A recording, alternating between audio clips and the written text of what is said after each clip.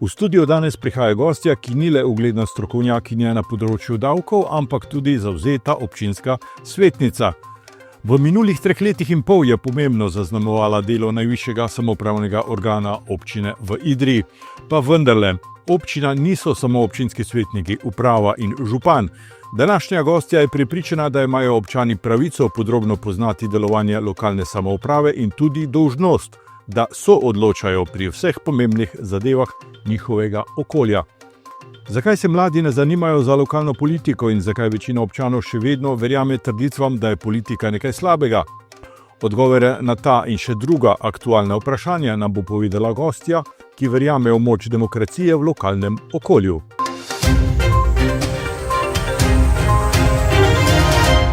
Natalija Kovač-Jereb, dobrodošli v našem studiu in naši oddaji. Ja, najlepša hvala za povabilo in lepo pozdravljeni, tudi gledalci. Pred skoraj 4 leti ste bili izvoljeni v občinski svet. Kakšne izkušnje imate v teh 3 letih in 3/4?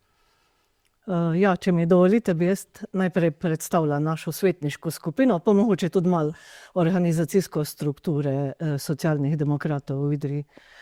Se pravi, organizacijska struktura je taka, da je predsednik območne organizacije socialnih demokratov Idrija Cerkno Samo Bevk, podpredsednik pa je naš mlajši član, je pa Ambrož Vončina.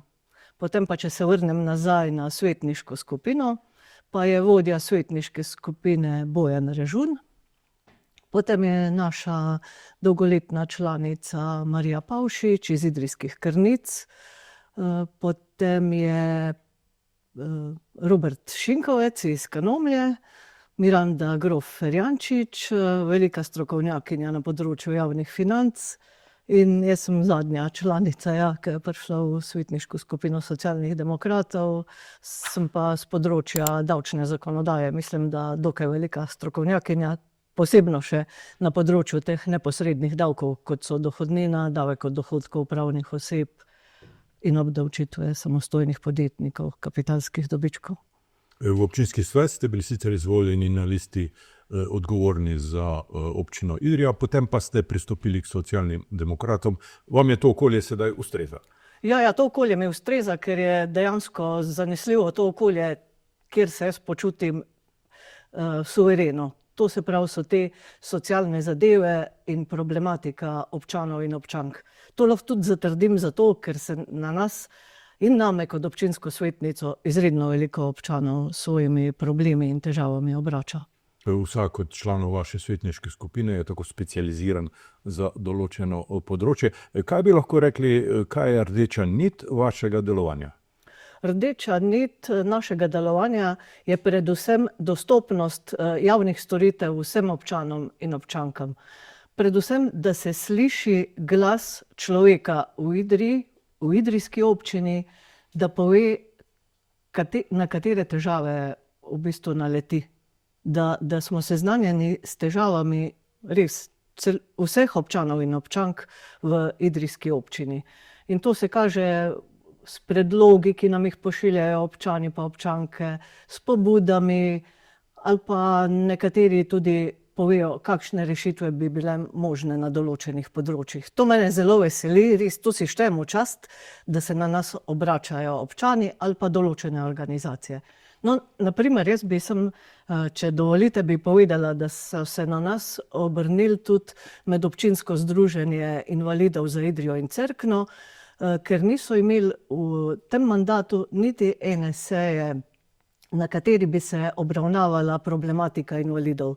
In tako smo s temi našimi opozorili dosegli, da je bila v decembru 2025 sklicana prva ta seja za problematiko invalidov v občini Idrija.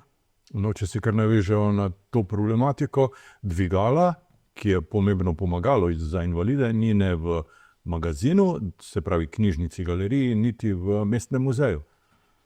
Kljub tej seji. Ja, drži.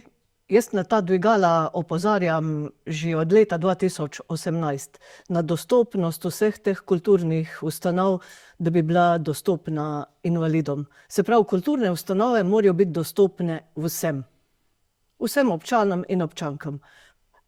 Posebno pa se je potrebno pol tudi sfokusirati na te naše ranljive skupine. Mi moramo biti glas svetniki, moramo biti glas ranljivih skupin v občinskem svetu. Na en način je ranljiva skupina tudi skupina mladih, ki so v Idriji pravzaprav brez priložnosti za najem, nakup stanovanja. Kako gledate na ta problem? Ta problem je res moja velika bolečina, zato ga tudi skoraj na vsaki seji občinskega sveta izpostavljam. Bi pa želela še to povedati, da pa je naša svetniška skupina, ko smo sprejemali proračun, dosegla neko spremembo v proračunu, da se namenijo dodatna sredstva iz proračuna za reševanje problematike za mlade, v bistvu, za stanovanja za mlade, ki prihajajo na trg delovne sile. Mi moramo vedeti, da mladi, ki prihajajo na trg delovne sile, to so ranljiva skupina. Prvič, imajo nizke plače, drugič, njih čakajo še oni si ustvarjajo družino. Se pravi, so stroški otroških vrtcev, kreditov in njihov razpoložljiv dohodek je dejansko res nizek. Zato smo dali pobudo, da se v letošnjem letu vsaj razpišejo razpisi, mislim, da se postavijo neki robni pogoji, na katerem razpisu bodo lahko kandidirali samo mladi, ki so prišli na trg delovne sile. Se jaz vem, zdaj bojo rekli, a ne pametujem o mladih, pa imam stanovanjski problem rešen. Problem je, ker se mladi tudi premalo vključujejo v dejavnost občinskega sveta. Naprimer, jaz sem, ko sem malo gledala nekatere nastope določenih politikov. Župan New Yorka, ta novi župan New Yorka, je letnik 1991 in on je na volitvah program zastavil prav na mlade, ki prihajajo na trg delovne sile, in to je bila verjetno tudi ena izmed točk, na kateri je tudi on zmagal kot župan New Yorka. Če se vrnemo v Idrijo, dijaški dom, nekdanji dijaški dom, naj bi predelali v stanovanja za mlade, projekti narejeni, zgodi se pa nič. Ja, to je pa ta naša, kako bi rekla, centralizacija politike, kjer občine nimajo ravno veliko besede pri upravljanju stanovanjske politike na lokalni ravni. Jaz, ko pogledam te modre točke, ki jih je Ministrstvo za solidarno prihodnost dalo po Sloveniji, vidim, da so tukaj večinoma samo mestne občine in le nekatere občine, ki so približno velikosti Idrije, ne. Se pravi, zanemarja se obrobne občine v Sloveniji. In to ni enakomeren regionalni razvoj. Zato mi poudarjamo kot svetniška skupina in kot stranka, da je potrebno določene stvari decentralizirati obvezno. V razpravi je sedaj občinski odlok o mirujočem prometu. Ta bo prinesel kar nekaj novosti na tem področju. Kako gledate na ta odlok? Mi kot svetniška skupina še zbiramo pripombe in predloge. Jaz ne bi se prehitevala, res ne. Jaz bi najprej počakala, da zbiramo vse pripombe in predloge, potem pa obširno razpravo. Mislim, da je prav, da tukaj pa župan skliče ali neke vrste širšo skupnost in da se razpravlja v širši skupnosti o tem odloku. Ne samo svetniške skupine. Mislim, da ni dovolj. Da bi mogla biti širša razprava o tem odloku. Med največje probleme vsekako tudi parkirišče pred zdravstvenim domom, ki je neasfaltirano, slabo urejeno, s prepletanjem lastništev in tako. Mislite, da bi morala občina več vlagati v javna parkirišča? Zanesljivo, vendar pa mora občina doseči nek dogovor. To je bistvo tega problema. Dogovor med lastniki zemljišča in občino. In tukaj je tudi potrebna širša javna razprava in se odločiti, kdo bo parkiral na tistem parkirišču. Ali bojo to zaposleni gospodarske družbe, ki zasedajo dopoldne vsa parkirišča, ne morejo pa pol parkirati pacienti, ki prihajajo v zdravstveni dom. Tukaj je res potrebna širša razprava in potegniti eno odločitev. Se pa to že vleče preveč let, po mojem mnenju. Zdravstveni dom ima nekaj organizacijskih težav, soočeni smo bili s pomanjkanjem zdravnikov in tudi nekaterih programov. Kje vidite prihodnost zdravstvenega doma? Prihodnost zdravstvenega doma v Idriji, kjer sta ustanoviteljici obe občini, Idrija in Cerkno, tukaj je res pomembno, da mi obdržimo to primarno zdravstvo v teh dveh občinah. Mi smo prvič geografsko posebna občina. Smo težko dostopni, prometne povezave so slabe. Po drugi strani pa smo tudi demografsko ogroženi. Mi smo starajoča se družba, kar se je potrebno res močno zavedati.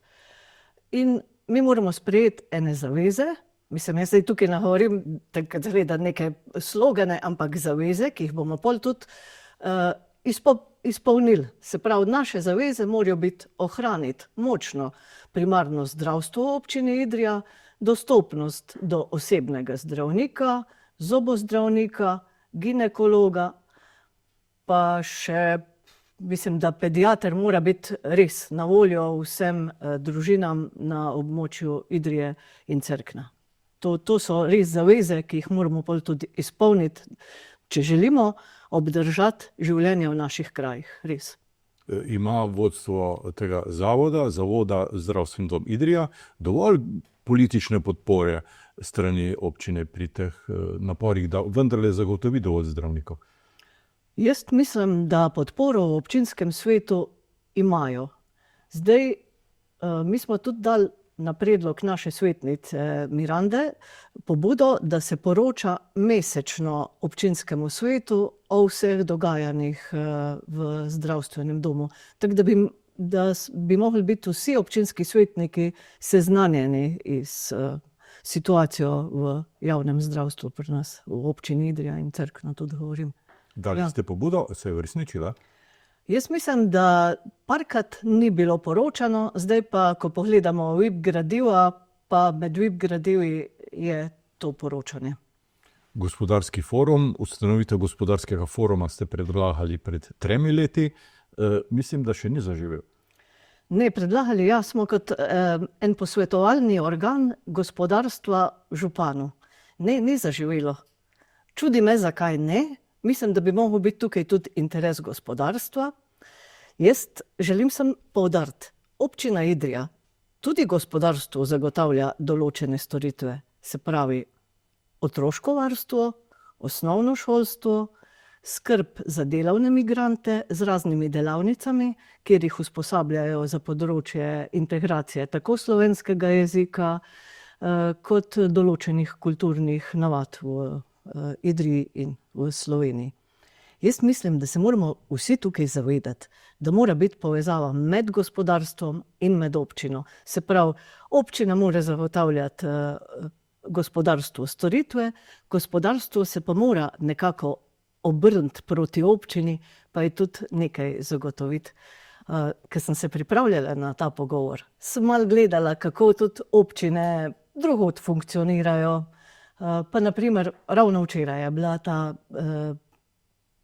taka dobra praksa občine Žiri. Naprimer, ena izmed takih praks, kjer je pa praksa iz Evropske unije, pa je gradnja kulturnega centra na Poljskem, kjer je veliki gradbinec na Poljskem zgradil kulturno dvorano in jo podaril mestu. To je kulturna dvorana Kavatina, to se lahko tudi pogleda na spletu. To mi je bil pa meni res, da ti stopijo prav solze v oči, ko vidiš, kako delujejo, kakšna povezanost mora biti med gospodarstvom in med občinami. Ja. Tak primer pravzaprav smo imeli tudi v Idriji pred, 300 leti, Ja. ko se je gradilo veliko žitno skladišče, je gradbinec iz ostanka materiala sicer, ampak zgradil še današnje filmsko gledališče in smo dobili Slovenci prvo zidano gledališko stavbo na Slovenskem. Ja, sej to je ponos nas Idrijčanov, ne? Ta naša dediščina, vendar pa moramo gledati res tudi v prihodnost. Kaj bomo ponudili? Pravzaprav najprej moramo rešiti sedanjost, ja. Potem pa prihodnost. To ja. to so take moje bolečine, ki jih kot Idrijčanka in nekako ta most, ki ga zastopamo mi, občinski svetniki, med občani pa med lokalno skupnostjo, moramo začutiti. A ne? Mi moramo imeti empatijo, se probati obuti tudi v čevlje naših občanov in občank. Občani in občanke pravzaprav zbiramo denar za občinski proračun, poraba tega pa se včasih zdi tako netransparentna. Podpirate zamisel, da bi se organizirale javne razprave? Ja, zanesljivo podpiram, da bi se te javne razprave, tako bi mogoče tudi približali občanom in občankam, kaj se dejansko dela na občini, kaj se dela za občane ali pa kaj se ne dela za občane. To bi mogle biti res širše razprave. Je pa naša svetnica Miranda Grof Ferjančič tudi predlagala, da na sejah, mi imamo včasih tudi po 14 točk in to so obsežne točke, kjer je treba veliko gradiva pogledati, da bi se proračunske seje namenile res samo sprejemanju proračuna, ker to so res zahtevni dokumenti, da se vse to pregleda, je treba čas in znanje. Vse te teme se predebatirajo tudi na sejah odborov in komisij. Čeprav nekatere komisije niso sila aktivne, občinska komisija, na primer za vloge in pritožbe, se že 2 leti ni sestala. Ja, Ni pritožb? To ne vem, ker nismo seznanjeni, nihče nas o tem ni seznanil, ali ni pritožb. Jaz tudi pogrešam, da bi se sestal svet za mlade. Tega tudi v mojem mandatu ne vem. Ali nas niso seznanili, ali se pa ni sestal. Idrija privlačna za mlade, to je bil eden od sloganov pred 3-4 leti. V tem času se najbrž ni prav veliko zgodilo, vsaj opaznega se ni veliko zgodilo za mlade. Ja, se jaz pravim, te slogani ne smejo biti slogani, ampak morajo biti zaveze. Zaveze, da mi nekaj storimo za mlade. Se pa morajo mladi začeti vključevati. Jaz, ki sem enega iz mlajše generacije vprašala, zakaj se pa ne želi vključevati, je rekel, jaz pa nečem imeti nobenih teh političnih etiket. In potem mladi se mogoče bolj vključujejo skozi te nevladne organizacije. Jaz nekako pozdravljam, kar se dogaja v Mladinskem centru v Idrija. Oni so res eno tak veter v jadra, mladim pa jih poskuša na nek način spodbuditi k soustvarjanju politik v občini Idrija. Se še vedno drži politike tako neka ocena, da je to nekaj slabega, nekaj dobičkonosnega, nekaj zahrbtnega. To najbrž ni pravilna ocena, ne? Ja, politike se zanesljivo drži ocena, da je to nekaj slabega. Ampak zato smo verjetno krivi tudi sami mi politiki. Predvsem zaradi žaljivih nastopov, nismo konstruktivni, ne znamo se povezovati včasih. Te delitve, vendar pa saj na občinski ravni bi mi mogli zasledovati en skupni cilj, blaginja za občane in občanke. Tukaj jaz mislim, da res ni prostora za delitve. V ta sklop poenotenih, bi rekel, dobrih predlogov bi lahko šteli tudi vašo zamisel, da bi videli zgradili plavalni bazen, ste namreč predlagali. Ja, in to čisto resno mislim. Jaz se tudi probam dogovoriti z določenimi izvajalci, ki so delali te bazene po Sloveniji, da mi predstavijo tudi, kakšen finančni zalogaj je to za občino, ali bi šli tudi mogoče v javno-zasebno partnerstvo pri tej gradnji bazena. Pravim pa, da če se morajo otroci voziti ven oddaljeno Novo Gorico, v Železnike. No, Železniki je občina, po mojem, ima 3 do 4 tisoč prebivalcev, pa ima plavalni bazen in še zraven vso drugo infrastrukturo v bazenu. Bazen ni namenjen samo, da se bojo. To je res pomembna veščina, je, da znamo plavati, to drži. Po drugi strani pa to tudi vpliva na zdravje občanov in občank. To bi bilo namenjeno res vsem občanom in občankam, to je tudi dvigamo zdravstveno raven, potem je za turizem, za gospodarstvo. To je res ena taka zamisel, ki mislim, da jo moramo tudi izvesti. Ne zdaj, da je to en moj slogan tukaj, ampak izvedba. Jaz jo vidim, no. Tudi s arhivom sem se dogovorila, da grem pogledat. So mi tudi javili, da zdaj pa imajo pripravljeno gradivo in se bom odpravila na ogled, kaj je bilo v preteklosti s tem bazenom v Idriji že. Mislim, da si ga zaslužimo, občani in občanke. Tudi to bi bil eden od magnetov oziroma neka izkaznica, da je v Idriji normalno stanje za mlade, da bi se vračali po končanem študiju v to mesto, da bi tukaj živeli, tukaj ustvarjali, konec koncev plačevali davke in bili aktivni člani te družbe. Ja, jaz se strinjam. Mi moramo spodbuditi mlade, da se začnejo vračati v Idrijo, ker veliko mladih, ko gre na študij v Ljubljano, Maribor, Koper, v ta univerzitetna središča, se ne vrne več v Idrijo. To pa bi mogla biti naša zaveza.